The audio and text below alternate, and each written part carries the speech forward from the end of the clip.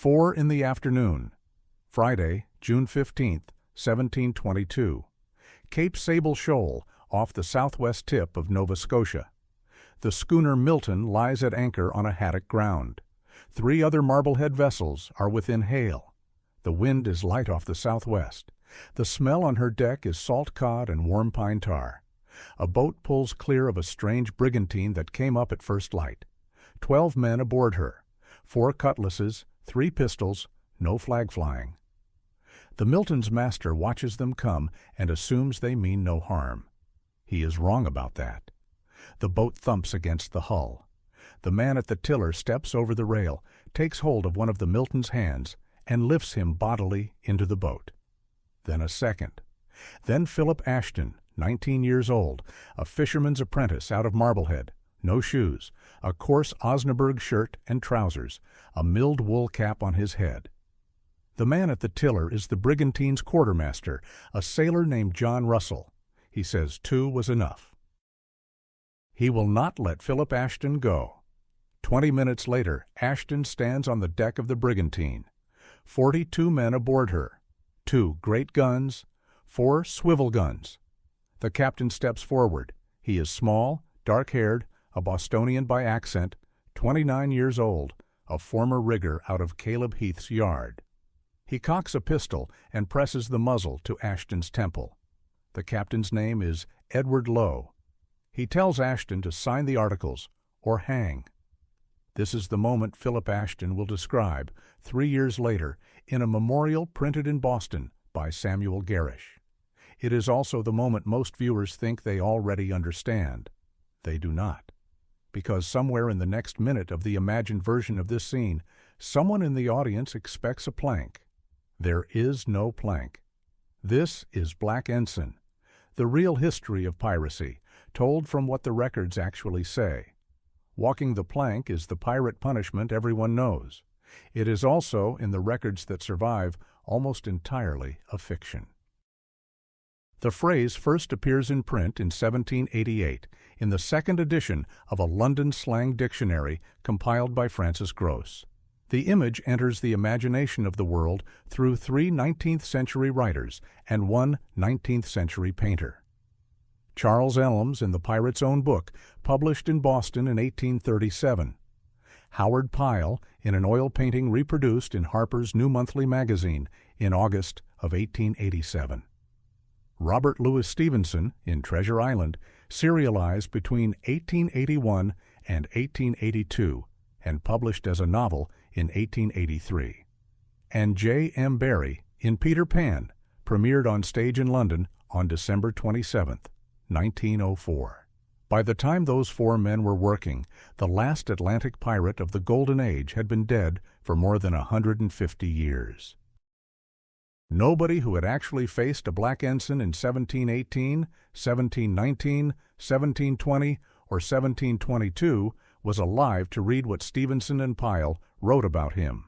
The 4 foundational primary sources for that earlier era are these: Captain Charles Johnson's General History of the Pirates, printed in London in 1724. Alexandre Exquemelin's Buccaneers of America, printed in Amsterdam in 1678 and translated into English in 1684. William Snelgrave's New Account of Some Parts of Guinea and the Slave Trade, printed in London in 1734. And Philip Ashton's Memorial, printed in Boston in 1725.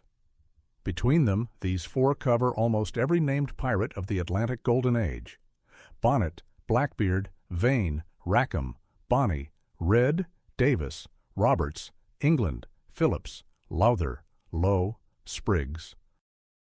In none of these primary sources is there a single clear contemporary description of any of those men forcing a captive to walk a plank.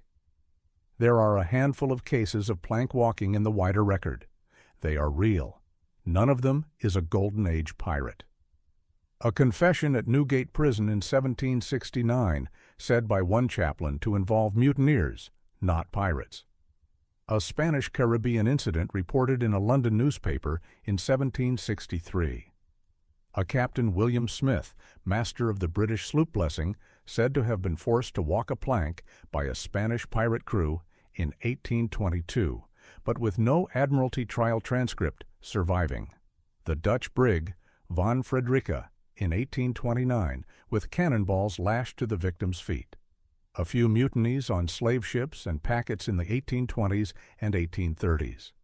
All of them are after the era. All of them are isolated. None of them is what the imagination thinks of when it thinks of pirates. What the imagination is missing is what these men actually did. And what they actually did is in the articles they signed, and in the trial records of the men who hanged for it, and in the eyewitness account of a Marblehead 19-year-old who lived through the cocking of a pistol against his temple and put it down on paper 3 years later in Boston. For the next 20 minutes, I will show you what the articles actually said, what was actually done to captives by name and date, and what 19th century literature did to make all of that disappear behind a piece of wood. From Philip Ashton's memorial, from Captain Charles Johnson, from Alexandre Exquemelin, from the trial records at Cape Coast Castle on the Gold Coast of West Africa, and from one Captain William Snelgrave, the only English slave ship master in the early 18th century, to write down at length what he saw on board a pirate ship after he was captured by one. Before we go any further, if this is your kind of history, told from the records rather than the legend, subscribe. A new ensign goes up every week. Now. Back to the deck of Edward Lowe's brigantine off Cape Sable in the summer of 1722. The first thing to know about pirate punishment is that it was written down. It was not improvised in the heat of a boarding action. It was codified in articles. Every man who joined a pirate crew signed those articles, often by oath on a Bible. Sometimes, for want of a Bible, by oath on a hatchet, the way the men of John Phillips swore off Newfoundland in 1723. 3 sets of those articles survive in detail: Bartholomew Roberts's articles, John Phillips's articles, and the articles of Edward Lowe and George Lowther. All 3 were preserved in Captain Charles Johnson's General History of the Pirates, printed the year after Roberts died. Phillips's second article reads as follows: If any man shall offer to run away, or keep any secret from the company, he shall be marooned with 1 bottle of powder, 1 bottle of water, 1 small arm, and shot. Phillips's third article: If any man shall steal anything in the company or game to the value of a piece of 8, he shall be marooned or shot. That is the punishment for the entire crime of taking 8 Spanish silver coins from a shipmate, 1 bottle of powder, 1 bottle of water, 1 small arm, and shot. Marooning meant a small island, often a sand cay no larger than the deck of the ship that left you on it. The bottle of water held perhaps a quart. The pistol contained a single ball. There were 2 ways out. You could cock the hammer and put the ball into your own head. Or you could wait. The Caribbean sun, the salt thirst, the absence of shade. 3 days at the upper bound.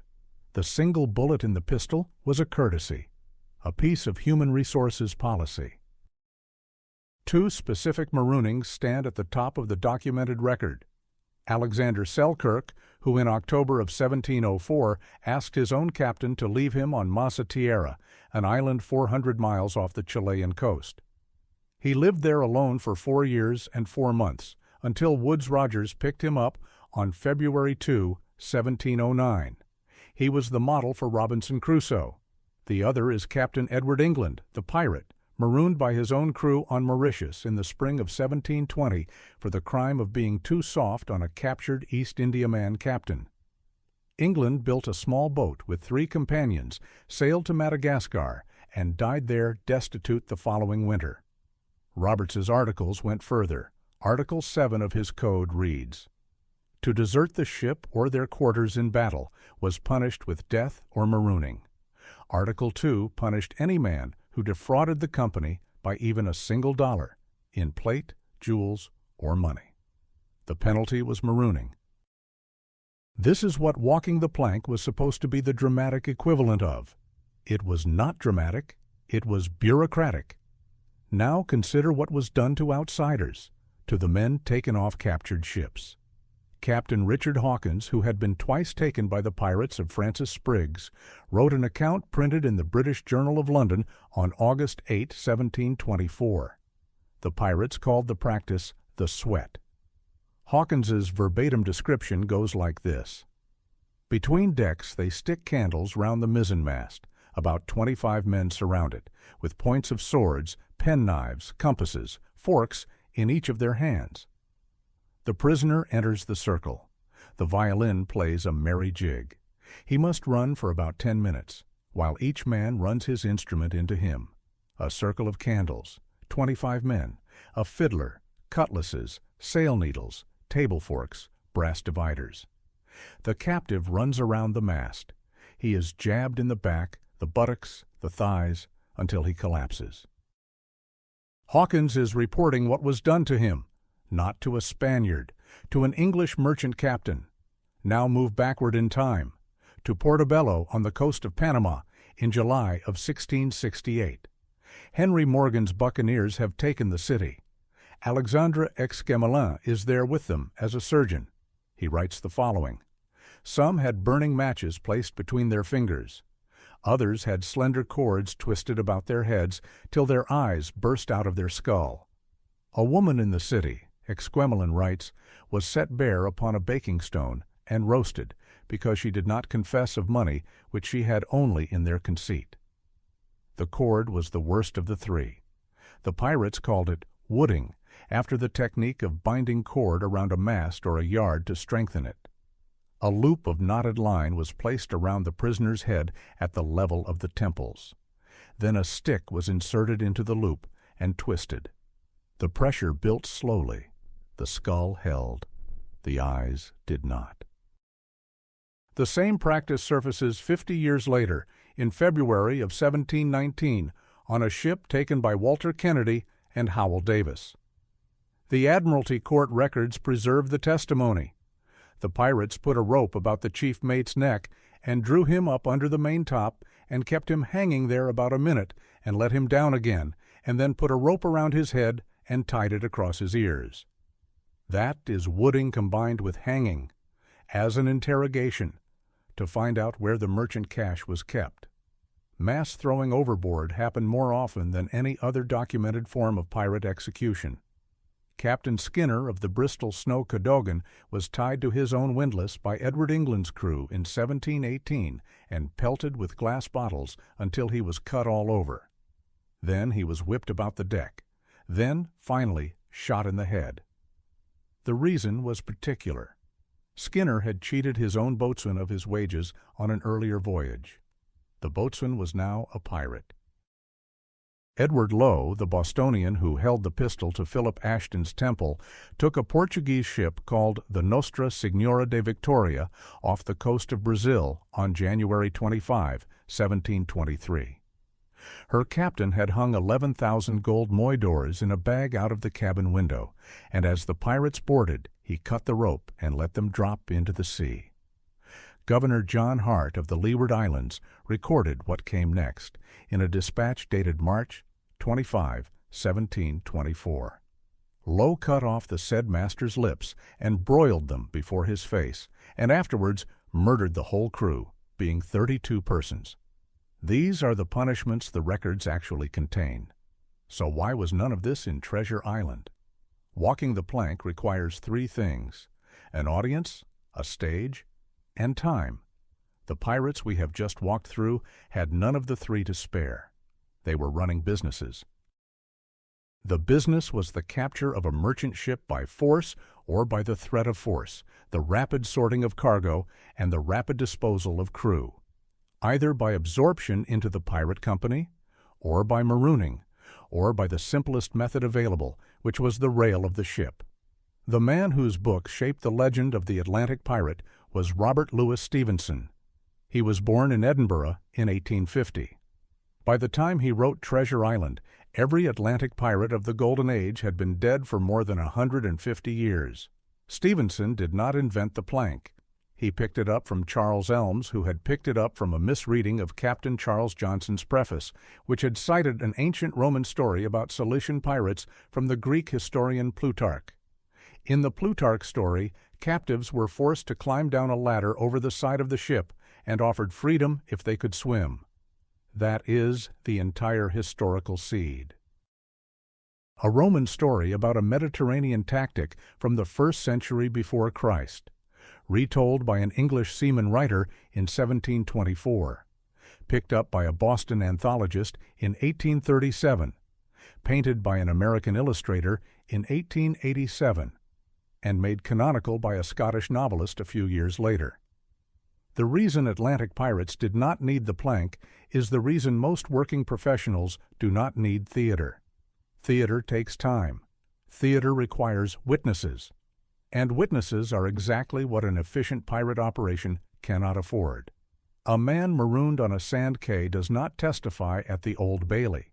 A man thrown overboard at 3 in the morning, 50 miles off the coast of Hispaniola, does not appear at the assizes in London.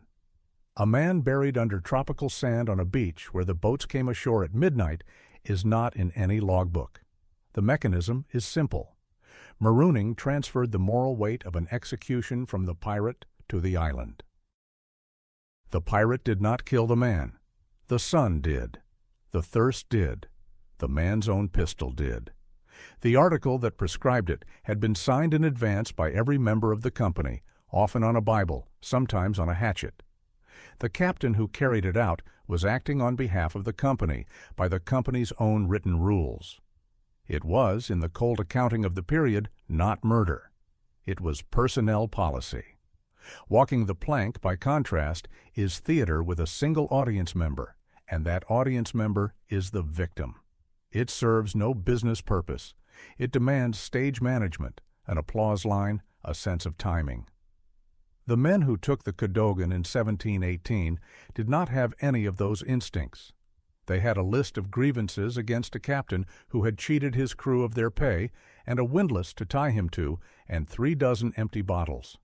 They were not improvising for an audience. They were settling an account.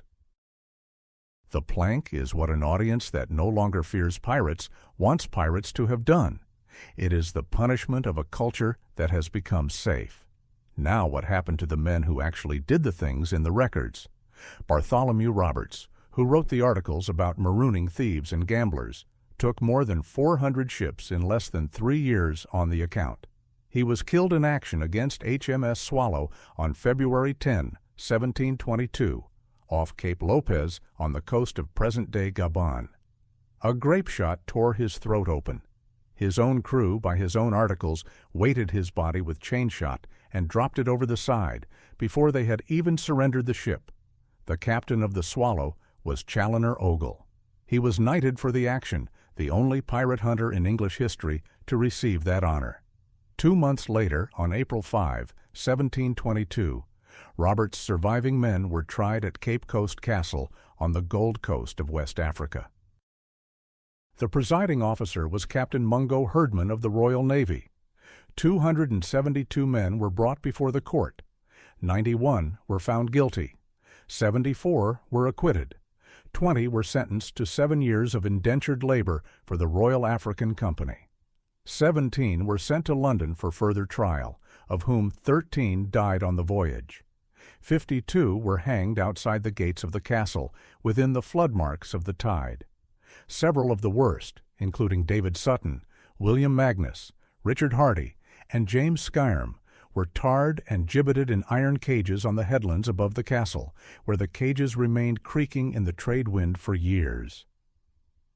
The verbatim sentence pronounced by the court runs as follows: Ye, and each of you are adjudged and sentenced to be carried back to the place from whence you came, from thence to the place of execution without the gates of this castle, and there, within the flood marks, to be hanged by the neck till you are dead, dead, dead, and the Lord have mercy on your souls.